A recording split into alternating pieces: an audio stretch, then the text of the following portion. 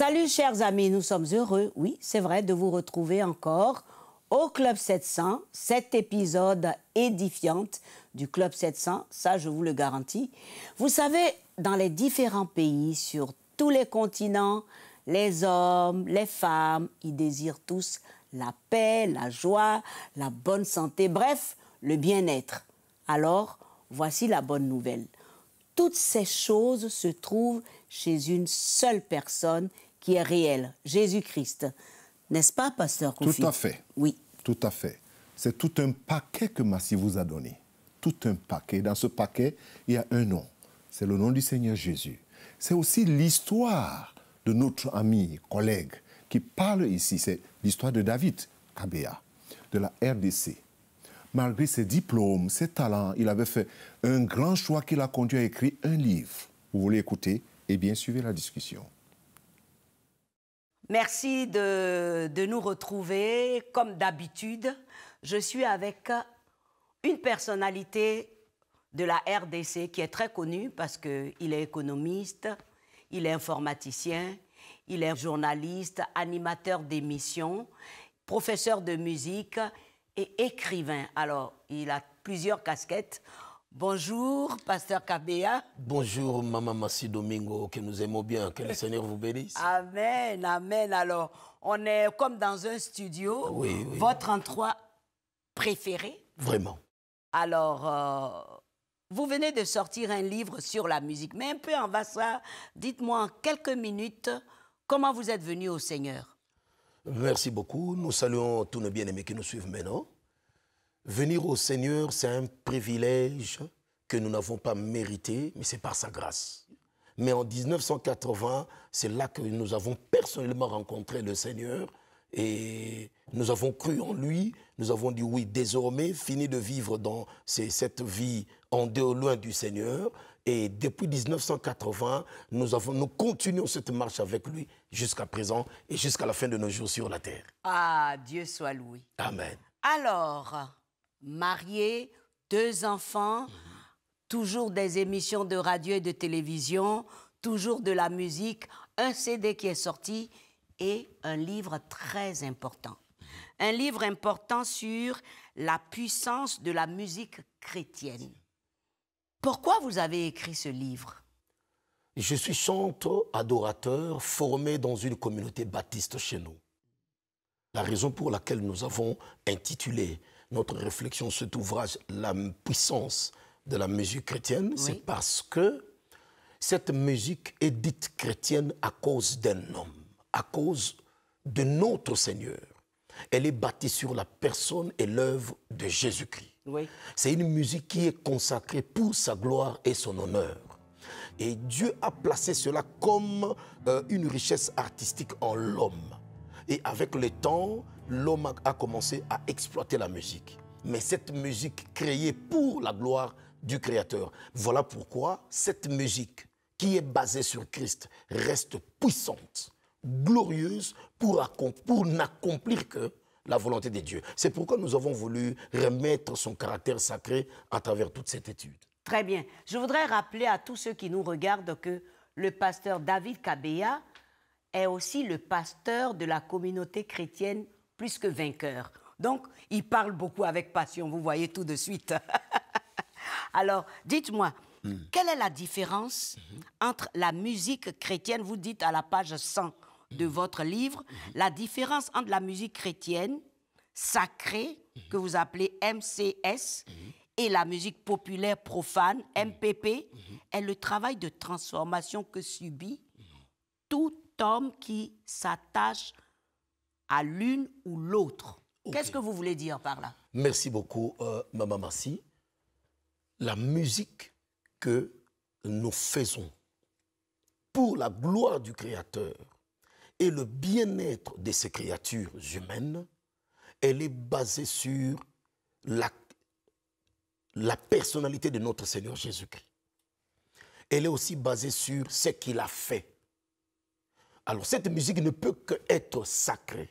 Elle n'est pas faite pour la gloire des hommes, elle n'est pas faite pour le plaisir du corps, elle est faite pour élever le Créateur, elle est là pour évangéliser et ramener le cœur des fils rebelles vers le Père Créateur. Alors, je voudrais rappeler à tous ceux qui nous regardent qu'à la page 101, il dit bien que c'est ce genre de musique, c'est cette musique sacrée qui console les cœurs, c'est ce que Dieu prend pour consoler les cœurs attristés et troublés par des problèmes divers, des maladies incurables et de la mort. Donc, cette musique sacrée est d'une importance capitale. Alors, dans les psaumes, chapitre 150, verset 6, une recommandation spirituelle pour dire que tout ce qui respire, loue l'Éternel. Maintenant, le problème, c'est quoi? Oui. Le problème, c'est que, de la manière dont nous sommes en train de louer le Seigneur, nous avons oublié l'essentiel. Nous avons oublié la base qui en fait la force. Nous avons oublié la partie sanctifiée. Laquelle? La partie sanctifiée est laquelle? C'est-à-dire, c'est une musique qui véhicule la parole du Seigneur. Or, au commencement était la parole. La parole était avec Dieu et la parole était Dieu. Pour que notre musique joue bien son rôle, en ramenant la paix dans les familles, en ramenant l'intimité entre l'homme abattu et son Dieu, en ramenant les incrédules sur le chemin du salut éternel, il faut que nous soyons des vrais adorateurs. Ramenons le Seigneur Jésus-Christ dans ce que nous faisons, afin que la gloire lui soit rendue et les âmes soient gagnées pour son nom. Merci, Pasteur Kabeya. Dites-moi, qu'est-ce que vous voulez qu'on retienne quand on a fini de lire ce livre que vous venez de sortir dans sa première édition, La puissance de la musique chrétienne?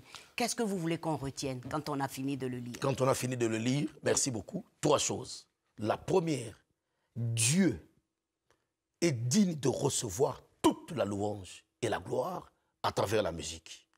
La deuxième chose, nous devons savoir qu'en Christ Jésus, nous avons la possibilité d'entrer dans le lieu très saint et de présenter au Seigneur la vraie adoration dont il a besoin. Parce que cette dernière a des conséquences bienheureuses dans nos vies, ici sur la terre, comme aussi dans l'au-delà. Et la troisième, nous devons savoir que nous sommes des disciples du Seigneur pour véhiculer le message du royaume des cieux. Cette musique doit participer à faire avancer l'évangélisation pour le royaume des cieux. Partout où nous nous trouvons. Que Dieu vous bénisse. C'est un livre à lire absolument. Si vous aimez la musique, si vous aimez l'adoration, surtout pour la seule gloire de Jésus-Christ. Merci beaucoup, pasteur. C'est à nous de vous remercier, maman. C'est un honneur pour nous d'être reçus dans votre émission. Et je sais que nous prions beaucoup pour ce travail. C'est un travail évangélique. Nous disons, Seigneur, que ta servante aille de l'avant parce qu'il y a encore des âmes qui ont besoin d'entendre votre voix. Merci. Amen. Amen.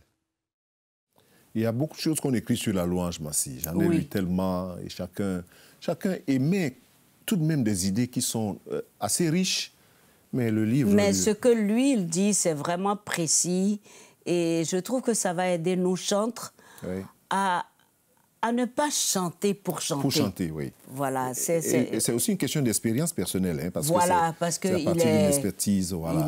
il est professeur de musique à l'Académie de musique à Kinshasa. Il est journaliste, il est présentateur d'émissions radio-télé. En tout cas, il a plusieurs cordes à son arc et il aide beaucoup les orphelins, en tout cas, c'est un serviteur de Dieu. Alors, il a un network spirituel. Oui. Et en fait, Dieu lui a donné plusieurs talents.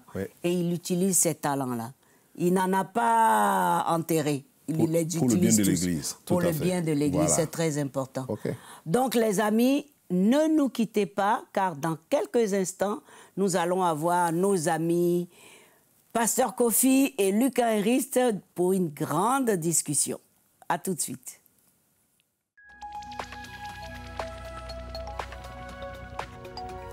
Si vous avez des questions spirituelles, des besoins de prière ou même si vous avez besoin de conseils, n'hésitez pas à nous contacter aujourd'hui à cette adresse ou au numéro suivant. Nos conseillers sont là pour vous aider. N'oubliez pas, nous sommes là pour vous.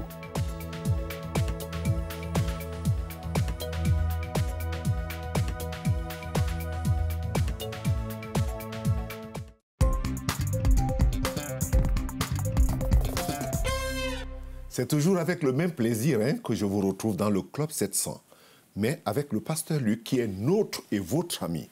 Bienvenue, Pasteur Luc. Merci beaucoup. On garde toujours le même sourire et le même plaisir. Bien sûr. Oui, de vous avoir aussi, de profiter avec nos amis, qui sont aussi vos amis, dans les émissions du Club 700, lorsque vous partagez certains thèmes qui sont toujours d'actualité, parce que le monde bouge. Et aussi longtemps que le monde bouge, il faut qu'on apporte des solutions ou des réponses, ou quelques-unes des réponses aux questions que les gens posent. Aujourd'hui, je vais avec vous sur un thème, les différentes attitudes des derniers jours. Parce que la Bible le dit, sache que dans les derniers jours, il y aura les temps difficiles. Je me suis toujours posé la question, Pasteur Luc, comment se manifestera les signes des temps difficiles? Est-ce que les gens vont manger moins, ils vont s'habiller moins, ils vont voyager moins? Pasteur Luc, d'après vous. Quand on lit la parole de Dieu, ben, on trouve des réponses à toutes les questions. Voilà. Première chose. Et puis, l'apôtre Paul, il y a 2000 ans, nous dit ceci dans 2 Timothée chapitre 3, verset 1. « Sache que dans les derniers jours, il y aura des temps difficiles. » Pourquoi? Comme vous l'avez posé, parce qu'on mangera moins? Non. Car les hommes seront. Et alors, il commence une liste ici des caractéristiques qui nous décrivent. Et je dis nous parce que je m'inclus dans ce genre de situation. Il dit les hommes seront d'abord, égoïstes. C'est-à-dire quelqu'un qui ne pense qu'à soi. Nous sommes tous égoïstes finalement, à différents niveaux, mais Dieu veut que nous apprenions à devenir le contraire, c'est-à-dire généreux, compatissants, remplis d'attention envers les autres. Ça doit être l'attitude d'un chrétien. Quelqu'un qui parvient à surmonter son égoïsme et de dire, au lieu de vivre tout le temps pour moi-même, je veux vivre pour Dieu tout d'abord, et pour les autres ensuite. Les hommes seront, deuxième définition, amis de l'argent. Alors là, on sait que l'amour de l'argent, c'est la racine de tous les maux, comme il est écrit dans la parole. Et la société de consommation dans laquelle nous vivons est devenue l'idéal que beaucoup de peuples dans le monde voudraient atteindre. On voit que même beaucoup de pays du tiers-monde voudraient devenir aussi riches que l'Europe ou que les États-Unis ou qu'est-ce que je sais, comme si cette consommation pouvait nous rendre heureux. C'est faux. Même dans nos sociétés occidentales, beaucoup de gens sont malheureux. Il y en a beaucoup qui se suicident même, parce qu'ils n'ont pas atteint ce stade du bonheur qu'on ne peut pas trouver en ayant de l'argent, ou même beaucoup d'argent. Je connais des gens qui sont très riches, mais qui sont malheureux comme des pierres. Tout à fait. Troisième définition, ils seront vantards, se vanter. Alors le dictionnaire dit ceci. Qu'est-ce que ça veut dire être vantard? C'est s'attribuer des qualités, des mérites que l'on n'a pas. Wow. Donc c'est carrément un mensonge. Oui. Quand on se vend... Une apparence. Voilà. Et on n'est pas dans la vérité. Les hommes seront, autre définition, orgueilleux. Alors le dictionnaire de nouveau nous donne une définition intéressante. C'est une estime excessive de sa propre valeur. On ne dit pas qu'il faut tout le temps dire que moi je ne vaux rien, je ne sais rien faire. Ce n'est pas vrai. Ça c'est aussi un mensonge. Un mensonge. Mais il faut s'estimer à sa propre valeur, comme dit d'ailleurs la parole de Dieu également. Et puis les hommes seront blasphémateurs. Et de nouveau là, une définition du dictionnaire. J'aime bien consulter le dictionnaire. Qu'est-ce que c'est un blasphémateur ou un blasphème? C'est une parole ou un discours qui insulte la religion ou ce qui est considéré comme sacré. Attention à nos paroles, à ce que nous disons, la façon dont nous parlons, surtout des choses de Dieu. Et puis, ils sont rebelles à leurs parents. Alors là, malheureusement, on est en plein dedans. Le contraire, donc, d'être obéissant, c'est d'être rebelle. Le problème, c'est que beaucoup de parents ne prennent plus le temps d'éduquer leurs enfants, surtout en Occident. Ils laissent ce rôle à l'école et ils sont tout étonnés lorsque leurs enfants deviennent des délinquants et même des criminels. Les hommes seront, définition suivante, ingrats. Celui qui est ingrat, c'est celui qui n'a aucune reconnaissance pour les bienfaits qu'il a reçus. On le disait une autre fois, mon âme bénit l'Éternel et n'oublie aucun de ses bienfaits. Tout à fait. La reconnaissance au lieu d'être ingrat. Les hommes seront impies. Alors, de nouveau, la définition d'impie, c'est celui qui méprise la religion et qui est athée. qui outrage la religion et qui est blasphématoire. C'est comme ça que c'est défini dans le dictionnaire. Un impie. Ils seront implacables. De nouveau dictionnaire, c'est quelqu'un dont on ne peut pas apaiser la violence, la dureté. Implacable. C'est quelqu'un qui ne veut absolument pas comprendre ou être tolérant avec les autres. Les hommes seront calomniateurs. De nouveau dictionnaire, c'est une accusation mensongère qui blesse la réputation ou l'honneur de quelqu'un. Quand on calomnie, on accuse avec mensonge et on blesse la réputation ou l'honneur de quelqu'un. Nous sommes appelés à dire la vérité et surtout pas calomnier. Les hommes seront violents. Alors violent, on peut penser que c'est clair, c'est en fait le contraire de paisible. C'est intéressant, je trouve, cette définition. Ouais. Si je suis violent, ça veut dire que je n'ai pas la paix en moi et que je ne répands pas la paix autour de moi. Et ils cherchent les querelles, les disputes. Il y a des gens, on dirait qu'ils aiment vraiment qu'on entre dans des discussions pour en arriver même à la violence physique. Les hommes seront cruels. C'est celui qui aime faire du mal et faire souffrir les gens ou les animaux. Dieu a créé les animaux, nous devons les respecter aussi. On n'a pas le droit d'être cruel, ni envers les hommes, ni envers les animaux. Les hommes seront ennemis du bien. Donc, ils préfèrent en fait le mal au bien. Au bien, oui. Et ils choisissent volontairement de faire le mal. Et ça, on le voit dans notre société aujourd'hui. Au lieu de se laisser guider par quelque chose de bien, ils préfèrent choisir le mal. Ils seront traîtres. Définition suivante. Qu'est-ce que c'est un traître? C'est quelqu'un qui renie son attachement à sa patrie, par exemple, en trahissant sa patrie, sa famille, ou son Dieu même. Il y a des gens qui abandonnent Dieu. C'est triste, c'est terrible. C'est celui qui abandonne donc les siens ou sa foi en Dieu. C'est finalement cesser d'être fidèle. C'est ça que ça veut dire être un traître. Ça fait mal au cœur quand on lit ces définitions. Vous ne trouvez pas? Tout à fait. Définition suivante, ils seront emportés. Donc c'est quelqu'un qui ne se maîtrise pas et qui s'emporte facilement. Pour un oui, pour un non, tout de suite, il est en colère. Tempeste. Voilà. La moindre remarque peut le faire tomber dans la colère. Ouais. Ils seront aveuglés par l'orgueil. L'orgueil est un péché très grave car il nous aveugle sur notre vraie condition. On pense qu'on est quelque chose ou quelqu'un qu'en réalité on n'est pas.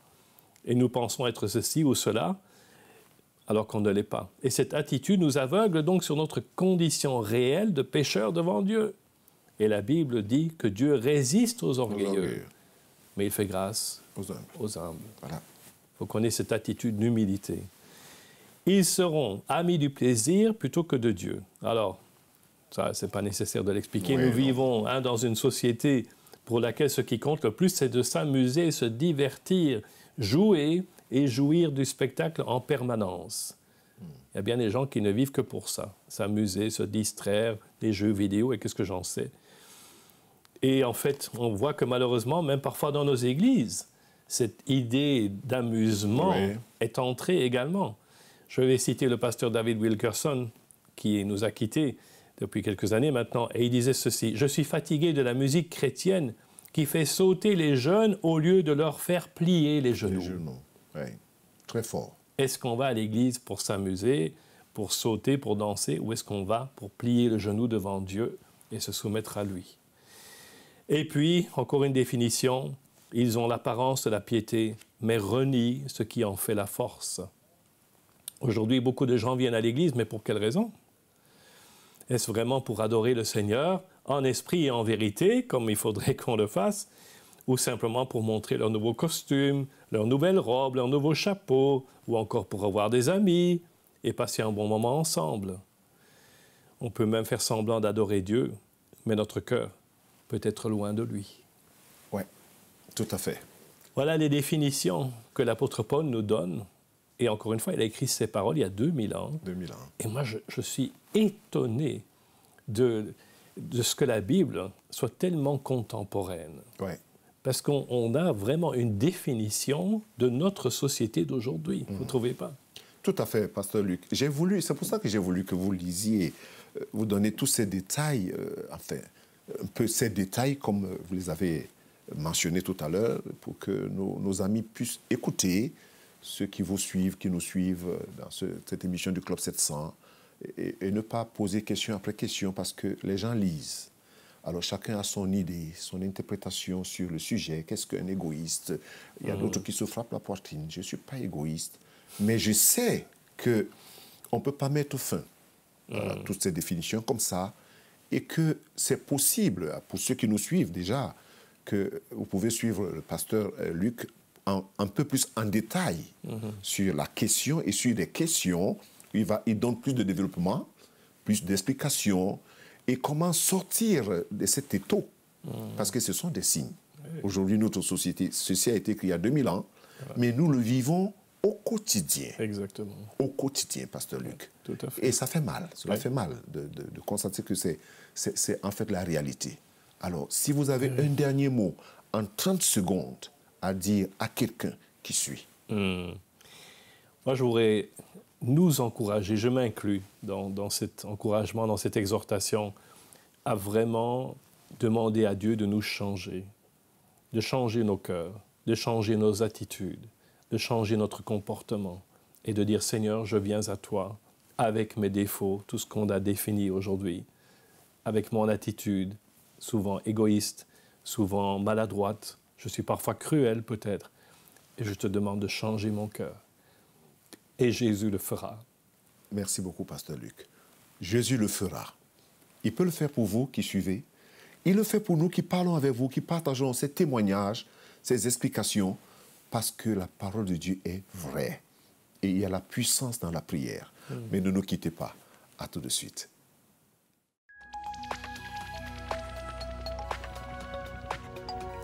Si vous avez des questions spirituelles, des besoins de prière ou même si vous avez besoin de conseils, n'hésitez pas à nous contacter aujourd'hui à cette adresse ou au numéro suivant. Nos conseillers sont là pour vous aider. N'oubliez pas, nous sommes là pour vous.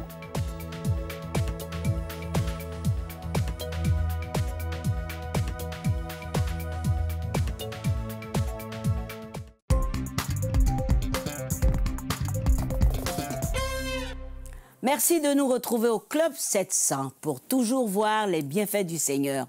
Par exemple, quand Dinga s'est retrouvée veuve et sans moyens, obligée de dormir avec ses filles dans une cabane délabrée. L'avenir était très sombre pour elle. Regardez. Lorsque le mari de Dinga décéda, sa famille lui fit clairement savoir qu'elle et ses filles n'étaient plus les bienvenues dans la maison. Craignant pour leur sécurité, Dinga quitta les lieux. J'étais très en colère et blessée par ce qui s'était passé. Mais en tant que chrétienne, je savais que je devais leur faire ce que je voudrais qu'on me fasse. Alors je leur ai pardonné. N'ayant nulle part où aller, elles emménagèrent dans une cabane d'une seule pièce sur le terrain de ses parents. Pendant les hivers, il faisait très froid et l'eau coulait par le toit. Quand je cuisinais, la fumée remplissait la maison. Je ne pouvais pas laisser le foyer sans surveillance, car la maison pouvait facilement prendre feu. La fumée affectait ses poumons et rendait difficile tout travail physique, comme les longues randonnées nécessaires pour trouver de l'eau ou de la nourriture. Parfois, la douleur la rendait même trop faible pour se lever. Je donnais à mes filles la plus grande partie de ma nourriture pour qu'elles n'aient pas faim. Mon aîné a vu ce que je faisais et m'a dit de ne pas leur donner toute la nourriture, parce que moi aussi je devais manger. J'ai prié et demandé à Dieu de pourvoir à nos besoins. Quand Opération Bénédiction creusa un puits près de leur maison, nous avons appris l'histoire de Dinga. Et vu que sa maison était sur le point de s'écrouler, nous lui avons construit une toute nouvelle maison en briques sur la propriété de ses parents et lui avons donné de nouveaux lits et des articles de première nécessité. Le timing de Dieu est parfait. C'est la plus belle maison dans laquelle j'ai pu vivre. Quel que soit le temps dehors, nous avons un abri. J'aime beaucoup nettoyer ma maison, surtout les murs et les fenêtres, parce que je ne pouvais pas le faire avant. Avec de l'eau à proximité, il est facile de tout garder propre. Nous lui avons aussi donné une vache pour qu'elle puisse vendre son lait. Je peux donner à mes enfants tout ce dont elles ont besoin. À tous ceux qui m'ont aidé, Que Dieu vous bénisse abondamment et que vous ne manquiez jamais de rien. C'est vraiment le Seigneur qui prend soin des veuves et des orphelins. Et des orphelins, comme vraiment. il est écrit dans sa parole. Il Ouais. est réel selon sa parole. Donc, elles ont tout eu. Oui, La maison, de quoi manger, et puis... Toute la dignité, Massi. Voilà, voilà. Redonner de la dignité à une famille. Voilà, merci, voilà. Merci au Seigneur. Et aux amis. L'avenir a changé de couleur, comme on dit. Et les orientations aussi. Mais il faudrait dire que Obi de Sibien a fait, Opi a fait, mais les amis du Club 700 ont contribué. Ça, c'est très important. Bravo, félicitations. C'est très important et il faudrait que ça continue. Ça continue, n'est-ce pas? Il faudrait que ça continue. Et on dit que celui qui a bien travaillé, on ajoute toujours du travail. Voilà, et Dieu récompense. Toujours. Le Seigneur récompense. Bon, alors, tu as le temps pour au moins une question avant de fermer le club? Bon, allons-y. Rapide, rapide. Maintenant, les amis, on va à la question-réponse et il n'y en a qu'une ici. Alors, pasteur, Dieu m'appelle à être évangéliste, mais je ne sais pas lire et écrire. Donc, je ne connais pas grand-chose sur la Bible. Oui, je crois que c'est difficile, mais je peux encourager mon ami, ce cher ami, à commencer par le début. Il faut apprendre à lire. Il n'est pas tard. Pas du tout. Et il ne faut pas avoir honte. Et il y a des cours du soir il y a partout. des cours du soir. Et il faut aller par le commencement. C'est-à-dire il faut mettre des moyens pour arriver à son appel. C'est-à-dire chercher à s'éduquer, apprendre ne serait-ce qu'à lire, commencer déjà à lire la parole de Dieu, et à s'éduquer, à s'informer, et puis ça va aider. Il ne faut pas avoir honte, il ne faut pas se décourager. Oui, mais attention, ce n'est pas parce qu'on ne sait pas lire qu'on ne peut pas dire à quelqu'un « Jésus t'aime ». Non, parce non, qu'être évangéliste, non. c'est partager la bonne nouvelle. Tout à fait, Massi. Il peut déjà commencer dans son quartier. Là, oui. Il peut évangéliser dans sa propre langue. Oui. Oh, rien n'est... Non, tout est possible. Mais je crois que son plus grand souci, c'est cette lecture, c'est-à-dire lire lui-même. Oui. Il se met une barrière. Nourrir, voilà, il faut qu'il dégage cette barrière. Et vraiment, c'est un encouragement que je donne à la personne. Et toute autre personne qui ressent cet appel, de ne pas être bloqué parce que c'est pas lire. Parce que ce Dieu qui te dit de faire telle chose, sait que tu ne sais pas lire. Donc, il a des moyens. Merci, voilà. Merci, pasteur. Les amis, c'est le moment de nous séparer. Nous vous donnons rendez-vous même chaîne, même heure. Et surtout, que Jésus vous aime et visitez-nous sur nos différents sites. À très bientôt. Merci, au revoir, pasteur. Les amis.